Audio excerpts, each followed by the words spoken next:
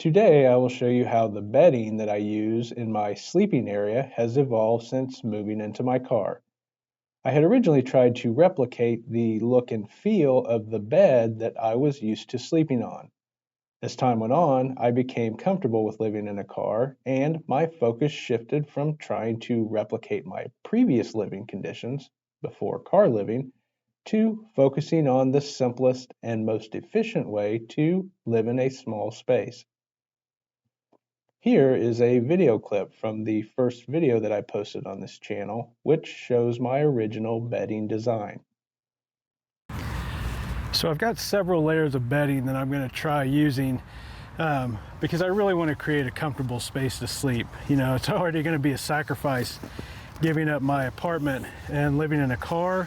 I figure the best thing I can do is to try to at least make the sleeping space, the bed, as comfortable as possible. So I'm going to start with this sleeping bag that I have. It's a camping sleeping bag. It's a Coleman, and I'll put the link to everything that I use in the comments below.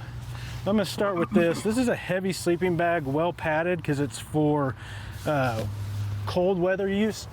I'm not anticipating cold weather in Silicon Valley, so I'm going to use this just for padding to sleep on.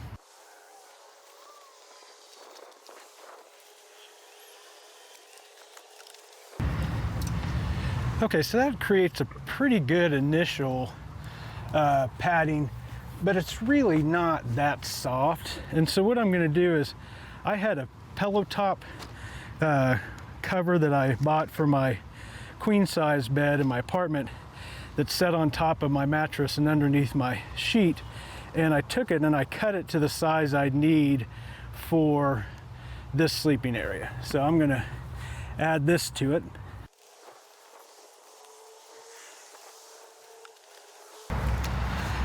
And then the other thing that I can do is add one more layer to this to just give it even more comfort, and that's using a camping mattress.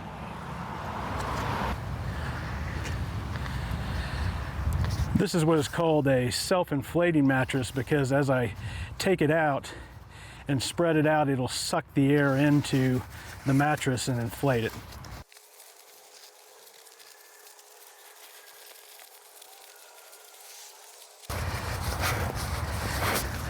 It's the first time I've unpacked this, so it was a little inflated and tough to get out of the bag, but it'll get easier next time. So again, this is another layer, and when I lay this out, I can even inflate it more if it's not self-inflating to the level I want.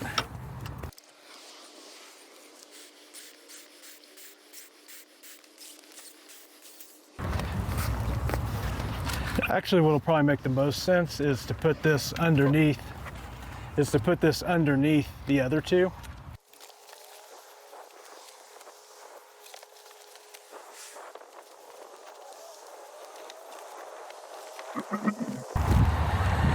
Now, I may decide I don't need all three of these layers of padding, but the nice thing is, between this pillow top and the sleeping bag, I get some really nice, comfortable padding. And I probably will go ahead and continue to use this mattress under here because it's a little stiffer. And so when I put my twin sheets on, I'll be able to fold them under and kind of put them underneath that more rigid board to hold them in place. Now, one of the things that I have here that's an issue is this is very slick. So I'm afraid as I'm moving around at night that this is going to slide around underneath that twin sheet and just become a mess. So I'm going to do one other thing. So I bought this. This is just one of those mattress pads, or I'm sorry, rug pads that go underneath rugs on hardwood floors to keep them from sliding around. And so I'm going to take this and put it on top of the sleeping bag to create a non-slip surface for the pillow top to go over.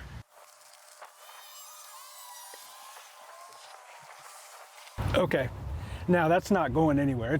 It's got that non-slip mat underneath, And even if I shift around, this will shift a little, but it's not sliding at all. So that'll be perfect to keep that in place.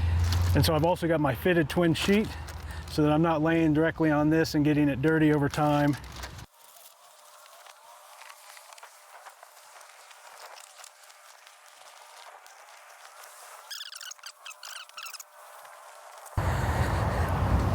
And so there you go. I have a nice twin-sized sleeping area. As you can see in that clip, I was trying to replicate my pillow top bed using a system that had multiple bed layers and sheets. However, as I experimented with different approaches and got used to sleeping in a car, I found that a camping style approach was the most efficient. Ultimately, I settled on using a small camping mattress as a base layer, which eliminated the hardness of the sleeping surface, and I now sleep in the sleeping bag on top of that mattress. I got rid of the comforter and sheets, and I got rid of several extra pillows that I had brought from my old bed. The simple system of pad, sleeping bag, and one pillow is enough to create a comfortable sleeping area. Those items also take up a minimal amount of space, and they are easy to manage and clean. I wash my sleeping bag and one pillowcase when I do my other laundry. The other thing that changed over time was the positioning of my body. Here's a clip from a video that I posted on day 137 of living in my car, which explains how my sleeping orientation has changed.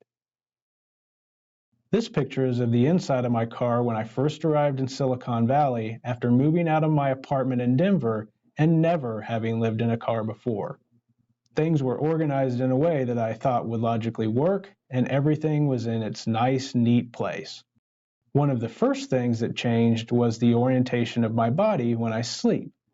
As you can see, I started off with my head near the front of the car because that is the highest area in the car where I could sit up and have some headspace if I wanted to be in a sitting position.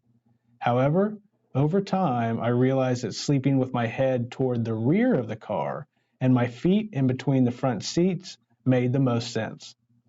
With my lower legs and feet between the seats, I am in a defensible position if someone were to try to break into my car because they are likely to break in through the front doors. With my feet pointed towards them, I could best defend myself by kicking. Fortunately, I haven't had an experience like that, but you have to think of those things when you start living in a car. Having my feet between the seats also makes for an easy transition in the mornings. To get up and into the front seat so I can drive or exit the car, all I have to do is take my legs out of the sleeping bag and literally slide into the front seat feet first. It only takes a few seconds to make that transition, so that also makes it easy to get to the driver's seat if anyone ever knocks on my window in the middle of the night. What that clip and the first video clip both show is that living in a car means adapting to new circumstances. Minimizing my life down to the essentials has forced me to evolve a different lifestyle and mindset. I now value simplicity and efficiency over trying to maximize my possessions, my space, and my comfort. It is a trade-off that I am glad I made because it helped me to reprioritize my life. My life is now focused on what is most important, how to spend my time, and what to achieve during that time, the time that I have left in life. Well, that is my video on the bed or bedding that I use when I sleep. I hope that you found this video helpful or at least entertaining. In my next video, I will talk about my nightly sleep routine and the quality of sleep that I have gotten since I began living in a car.